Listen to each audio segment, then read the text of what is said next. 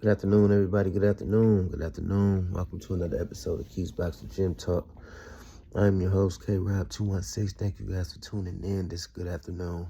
Very windy afternoon over here in Cleveland, and I'm guessing most of the Midwest. Today we're going to talk about Jay Opetaia. Where does he go from here? His future in the heavyweight division. The Zuffa Boxing Championship. What the IBF did to him during this build-up in this week leading up to the fight last weekend. But before we get into that, though, I want you guys to please like and subscribe. Like and subscribe, please.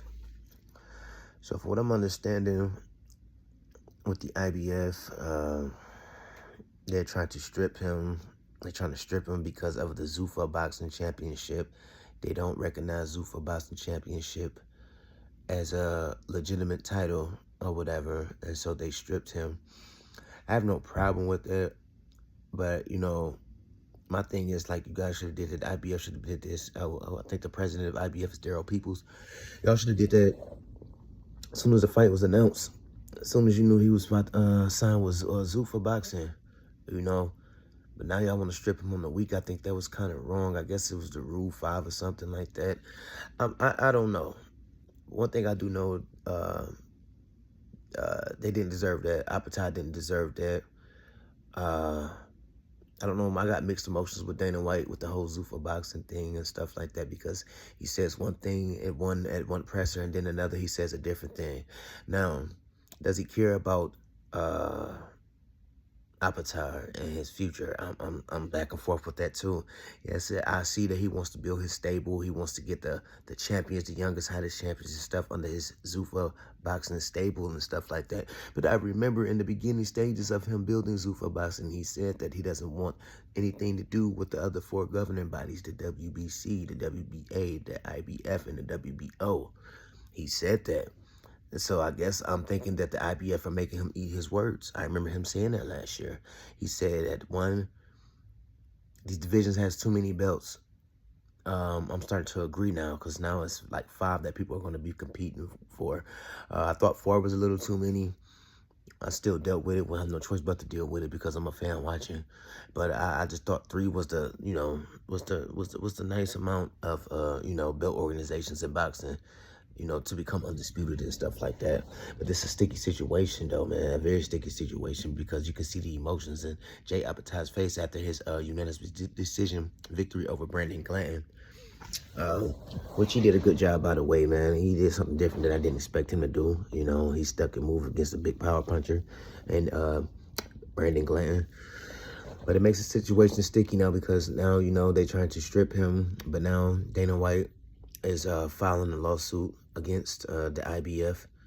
Now the IBF, they didn't strip him all the way. They just didn't sanction about. They didn't sanction about Saturday or whatever. So this won't go on as a defense towards Jay Opetaia, and that's like a blow.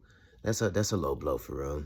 It's a low blow. I'm happy that he's a Zuffa boxing champion and stuff like that, but it's going to make it harder for him to be undisputed, because the IBF is going to make a decision, and they gave him back his $73,000.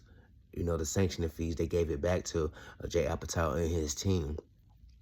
So it's a sticky situation. They just ain't strip him all the way yet, because they're scared of this lawsuit hanging. But one thing that they do have above their head, the advantage that the IBF has, is that Dana White did say that he doesn't want any other belts involved in his organization. He said that personally. I heard him say that last year at one of these press conferences. I could try to pull it up later on or something like that. But he said that boxing needs to be like back in the old school, one champion. You see, he only has 8 weight classes. He doesn't have like the other extra weight classes and stuff like that. So Dana's got to make up his mind. You got Oscar De La Hoya just steadily attacking you and he proving his point. I think we had Bob Arum proving his point and stuff like that. Yeah, I'm all for seeing another, somebody else put some excitement into boxing. I know he just acquired Conor Ben. Speculation that he signed him, and his next fight against Regis Prograis, he's going to be getting $15 million. It's just a sticky situation, man. I hope the best for Jay Opetaia. I love watching him fight. He's bringing the excitement to the cruiserweight division, along with Zerto Ramirez, along with David Benavidez, who was moving up to fight Zeta Ramirez in May for the WBA, and I want to say the WBO Cruiserweight Championship. I could be wrong. I don't know. But it's a lot of excitement, but it's about to be a lot of politics involved, and there's going to be a lot of confusion that's going on in the Cruiserweight division. Zuffa Boxing is bringing a lot of confusion into the boxing world. I wish he had his rules and regulations straight. I wish he had them all. Wish he would have played chess with this before he, he brought Zuffa Boxing into the world, because it's going to be a lot of lawsuits and stuff like that. I have a feeling Eddie Hearn is going to get involved pretty soon, because I know he's very upset with Conor Benn signing with Zuffa Boxing. I got mixed emotions about that.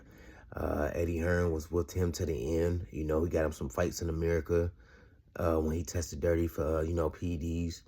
But 15 million is 15 million, though. You have a family to provide for. But nevertheless, I'm going off topic, man. Give me, I want you guys to like, subscribe, and I want you to comment on what you think about this whole Zuffa Boxing thing.